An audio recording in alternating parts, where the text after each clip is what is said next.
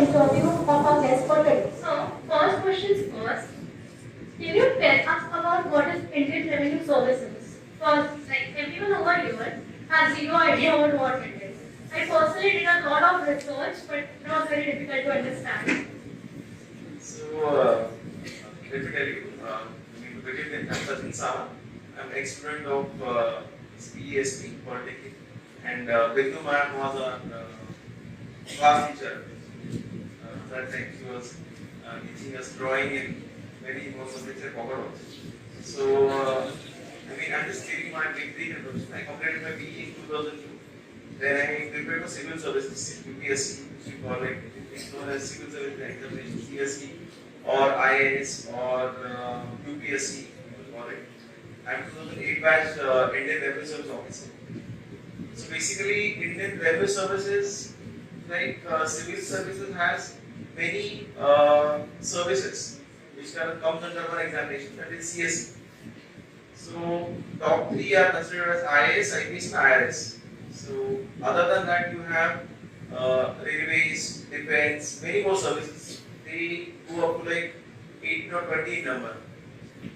So I belong to Indian Revenue Service, that is IRS Customs. IRS has two branches.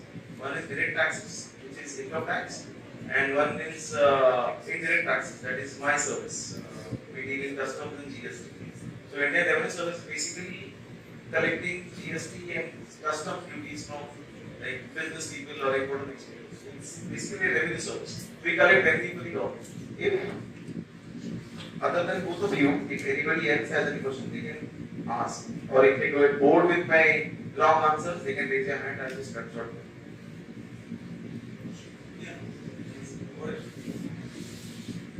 Yeah.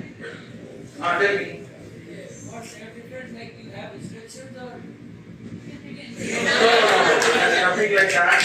We have to be we have to work in the framework of law. We cannot beat anyone, we cannot slap anyone, we cannot misbehave with anyone. We have too many restrictions for that. And we are held accountable. If you do that, the people who have done it, they are just languishing under suspension or dismissal, or their careers are over now. So you cannot behave like that. You have to be very polite. Even if you have to punish someone, you have to be legally correct, or you have to act. But as if people are saying the constitution and all, you have to work as per that, as per law. like these are some disciplines, so like you would be disciplined from beginning or the IS has changed that discipline? No, you can ask. Madam, I was quite disciplined. I was a disciplined person. But see, you get into services after a lot of hard work. You have to slog for 3-4 years, you have to study for 14-16 hours a day for 3-4 years. I'm not talking about a couple of months.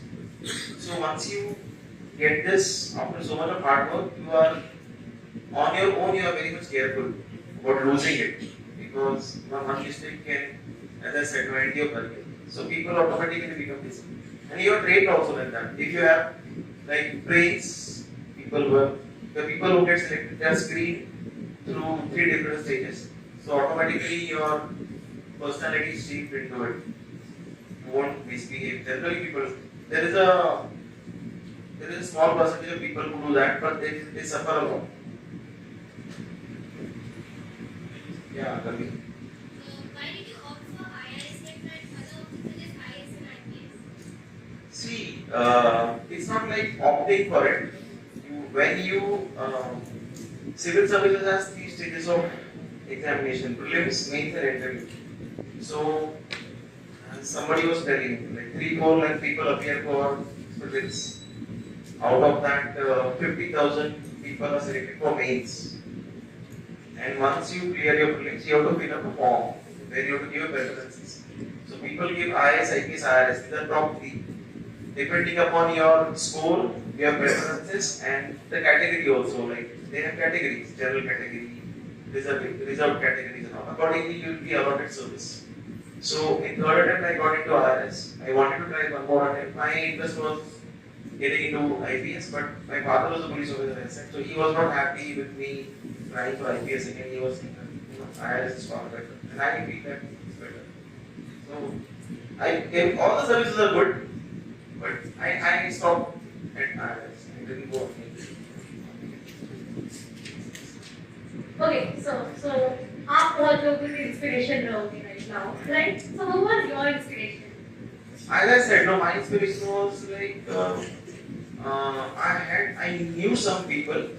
They were not my friends. I knew some people who came from very humble background.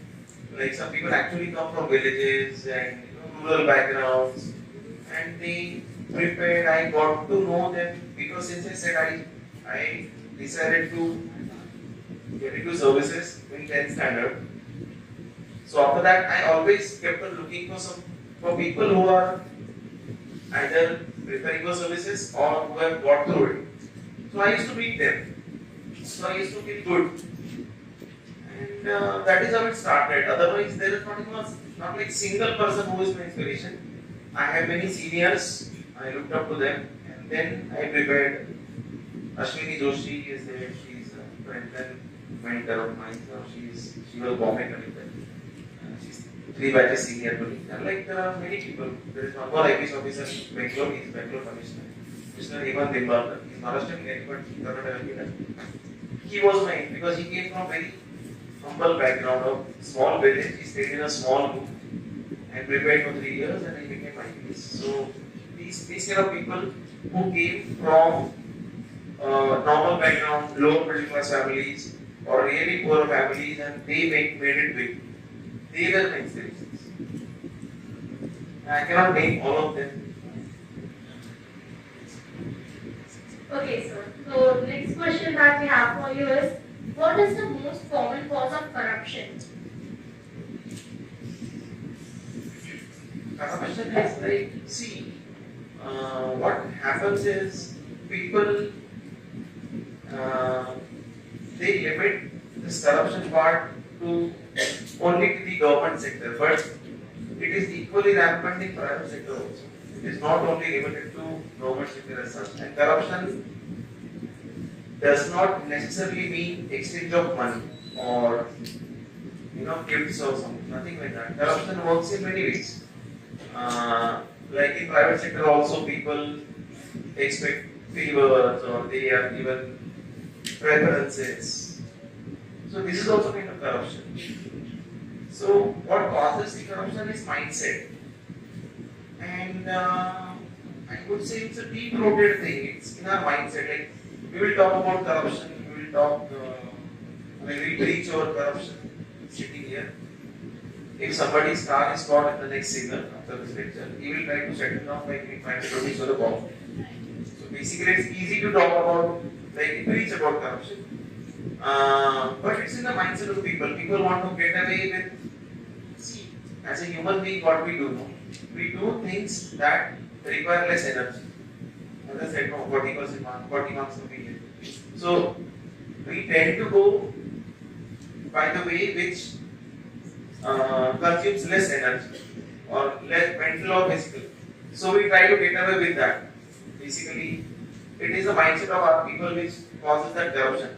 Somebody is asking for money because he knows that the other person is ready to give. So people are giving. That is the thing. Next is, how can we reduce corruption? Okay. Reduce corruption is that, see, as I said, it's human tendency. So, you reduce the human interface. Like that we have, what we have, not we, but government has done, at least in central government.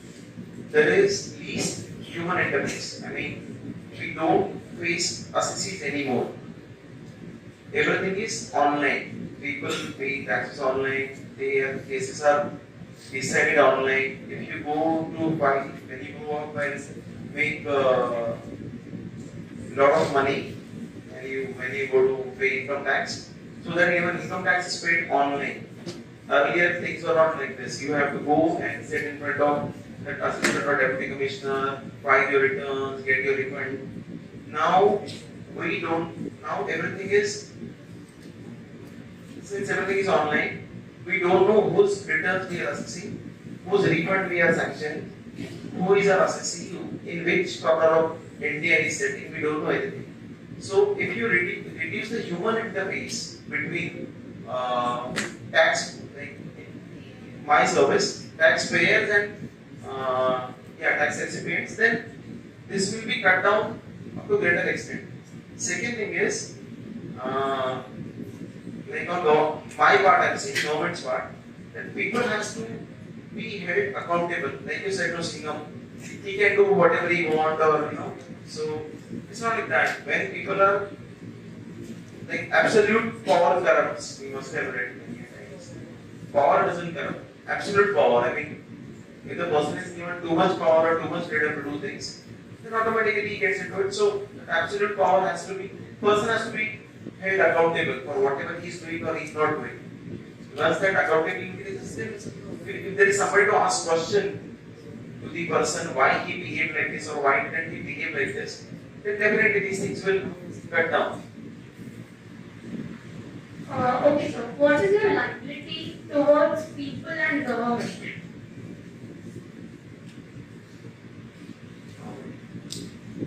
People is like, see, it's called civil services or public service.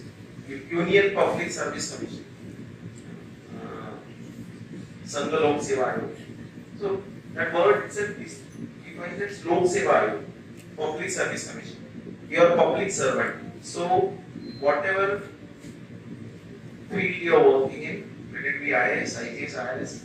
See what happens is only first 5 years we have the difference of being IAS, IGS or IRS. After 5 years of service, you can move across the portfolios. An IRS officer can work into agency which police are working, like we can work into CBI, we can work into ED, I work in ED. So it is like after 5 years the difference is gone. You can go on deputation to any ministry, any agency, any organization where IAS, IGS can go, or they can also come to our organization.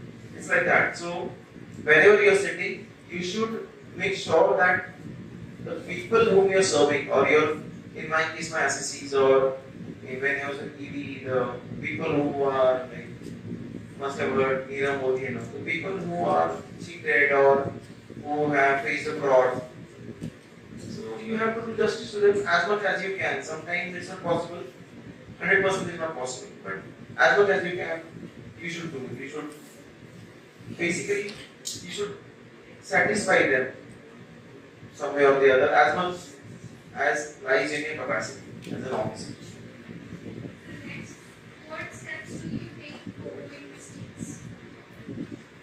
I don't avoid mistakes actually. You should see, the thing is that mistakes nobody does intentionally, right? It happens. And the person who works, he will commit mistakes. The person who doesn't work, he will never commit mistakes. So if you're working, you are ought to commit mistakes. And mistakes can be, see, I think mistake cannot be avoided, but the repetition of the same mistake can be avoided. So mistakes happen, like we work, there is so much of work, so many people you deal with, volume of work is high. So mistakes happen. I would like to say that I try to avoid repetition of the mistake. Mistakes I cannot avoid, because if you avoid mistake, you have to stop working. If you don't work, you will not commit mistakes. If you work, you will commit mistakes. So learn from the mistakes and don't repeat them. That's what we can do. Or not only with respect to me or with respect to officers, for everybody, like you people also, when you prepare for your examinations or you in general life also. So try to learn from your mistakes and avoid its repetition. Don't repeat your mistakes. That's what I would say. Okay, sir. So, audience, if someone wants to appear for UPSC and try to be something like IRS or IPS, so what suggestion do you? Yeah, what will you tell them to not commit the same mistakes or something? People, they can prepare, but see, UPSC is exam. It's a, again as I said, no, it's a mindset. It's a mind game basically. That exam, let me tell you few statistics. Like I told you, 4 lakh people appear, 50,000 people sit for meetings, 10,000 people go for interview, finally 600 to 700 people make it to the services. So total examination is of 2,200 marks. Mains I'm talking about. Prelims is not considered for the final scoring, but the written examination is of 2,200 marks. 2,000 marks for general studies. We don't call them general knowledge. 2,000 marks, right? General studies, paper 1, paper 2, that is subject 1, subject 2. You have to choose two optional subjects. Now it has come down to 1. So, if you score 1,200 marks, which is little bit above 50%, you become IS officer, IS or IPS, whatever. If you can score 50% marks, you become IS or IPS. 50% is not, actually when we look at the percentage, is nothing. So anybody can prepare. We have colleagues or our friends in the services who have failed in their 12th standard once, twice. Still now they have become IPS officers or somebody in the IFS in the foreign services.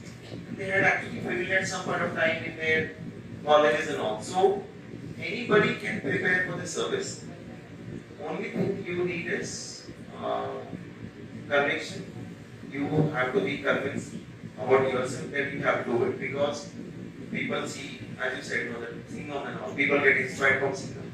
They will buy books, they will start studying. Once they get into it, once they start reading Mohenjo-daro, Harappa and all, geography, history and all, they get demotivated because the end result is fascinating, but the preparation is very boring. You have to sit for, as I said, 12, 13, 14 hours, and you don't go to any college, you don't go anywhere, you simply sit at home. For 3-4 years, you have to lock yourself in a room and prepare, and there is nobody to, basically, it's self-motivation. Nobody will come and ask you to study.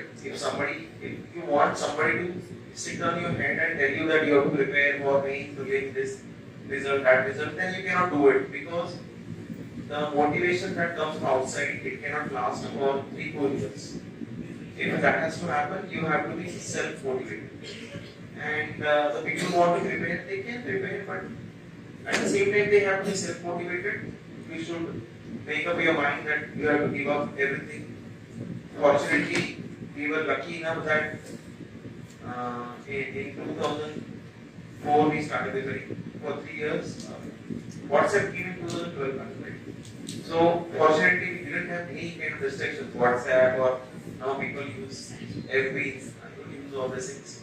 I use WhatsApp, but people have FB, Insta, checking our phones all the time. So these are the restrictions that we never had. We were lucky. But now people have those restrictions. So you have to keep away all these things. You have to lock yourself in a room, switch off your phone, and prepare for study for 10 hours a day on an average. If you can do that for longer time, then you can prepare. Otherwise, what happens is that watching Singham and all, we go for all these things, civil services. There are people, as I said, 0.1% people get selected.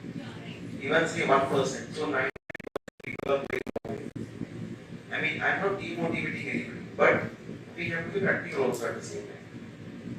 We were also scared because we completed engineering in 2002, and after 4 attempts, if you don't clear, unfortunately, then you are nowhere, because you are out of the market for 4-5 years. You have completed your engineering 3-4 years back, and now you go for a job. It has happened with our friends. So once you are damn sure that you are going to do it, or you are serious about it, then go for it. Otherwise, it is a big gamble. If you get selected, you become king. If you don't get selected, you are nowhere. So I'm saying I'm not demotivating you, but if you want to do it, then you have to go for it, like, all the way. So you don't have to get distracted. No distractions, no phones, no Insta, no FB, no WhatsApp, no girlfriends like the Singham guy has. You have to be thorough. What do you suggest for a better Indian? Yeah, okay. See, better India means first what we have to do means what I feel. We have to work on ourselves first. People think about what is, as I said, no, when you start preparing for civil services, neighbors are more worried about you than their own children. They will be thinking what you are doing, what you are not doing, when you are going to do the job, when you are going to get married. So what we do, no, we are more interested into what others are doing instead of looking into us. We have to introspect, we have to make ourselves better. Then India will automatically become better. India is a big thing. If you think about yourself, if you work on yourself, if you work for your future or your career or your maybe your home, your family, your surroundings, then automatically, as I said, people will talk about corruption here and there. They will try to get away with 500 rupees, maybe you will talk. Basically, you have to work on yourself and try to. I mean, what we should follow is we should not hurt anyone. We should try to make people happy because everybody is. Many people sitting here, I can see many of them are stressed because of exam, this, that. So people have so many issues. We should try to make people happy. If that is not possible, don't hurt anyone unnecessarily. So this principle if you follow, you will be successful. And successful doesn't mean you have to be in civil services. Or happy doesn't mean you have to be in civil services. You can be happy anywhere in private sector. Also, there are people who are like I am IAS officer. That doesn't mean I am happy. Happiness doesn't come with your service, that tag or your salary or your paraphernalia that you carry all the time with you. It's your state of mind. So be happy. Do things that make you happy. You'll be successful. Okay, so we are done with the main questions. Now we are going to start with the rapid fire round. I'm switching over my mind. Okay, so first question is, how would you describe yourself in one word? I'm a happy-go-lucky person. I mean, I don't take life too serious. Just go with the flow. Have faith in God. I have a lot of faith in God, not my God, in God. And good things happen to good people. So I'm a normal person. What wants to do in your life? I want to climb Mount Everest, but I'm not done it. I will try. But I will do it. Okay, best advice you ever got from anyone, like even if it's a student or anything. As I said, whatever I said just now, that don't hurt anyone. If you cannot make anybody happy, don't hurt them. Try to make people around you happy, make them feel good. Because there are bad things around you. People are stressed, people are depressed, people are sad. So try your best to do better things for people, make their life better. This is my advice and what I follow also. I got this advice from somebody and I follow. What was your favorite from the college center? College canteen, they used to give vada pav, vada, I don't know, pav, but that butter vada I used to like it. Poha also. And one more thing, noodles. Whenever we had a little bit more money, we used to eat noodles. Who was your support system throughout your journey?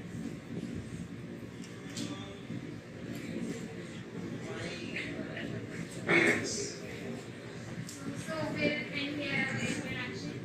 Thank you so much for So what?